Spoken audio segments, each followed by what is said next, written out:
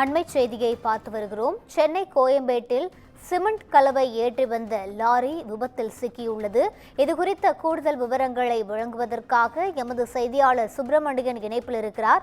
வணக்கம் சுப்பிரமணியன், இந்த விபத்திற்கான காரணம் என்ன? விரிவான விவரங்களை பதிவு செய்யலாம். சென்னை கோயம்பேடு மேம்பாலம் அருகே சிமெண்ட் லாரி கவிழ்ந்து விபத்து என்பது நிகழ்ந்திருக்கிறது. இந்த விபத்தில் யாருக்கும் காயம் ஏற்படவில்லை என்று காவல்துறை தரப்பில் தெரிவிக்கப்பட்டிருக்கிறது. சென்னை மாதவரத்திலிருந்து தனியார் நிறுவனத்துக்கு சொந்தமான சிமெண்ட் கலவை லாரி ஒன்று டி-நகரில் கட்டுமான பணிக்காக அங்கு சிமெண்ட் பணிக்காக சென்றிருக்கிறது. அப்போது அண்ணா நகர் வழியாக டி-நகர் நோக்கி சென்ற அந்த கனரக வாகனம் கோயம்பேடு மேம்பாலம் அருகே வரும்போது திடீரென கட்டுப்பாட்டை இழந்து கவிழ்ந்து விபத்துக்குள்ளானது. இதில் லாரியை ஓட்டி வந்த ஓட்டுநர் செந்தில்குமார் என்பவருக்கு காயம் என்பது ஏற்பட்டிருக்கிறது. ஆனால் பொதுமக்கள் வாகன ஓட்டிகள் யாருக்கும் காயம் இல்லை என்று தெரிவிக்கப்பட்டிருக்கிறது. இந்த விபத்து தொடர்பாக கோயம்பேடு போக்குவரத்து புலனாய்வு குறித்த விசாரணை மேற்கொண்டு வருகிறார்கள்.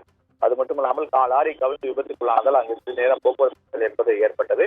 லாரியை அங்கிருந்து அப்புறப்படுத்தக்கூடிய பணியில் போக்குவரத்து போலீசார் ஈடுபட்டு வருகிறார்கள்.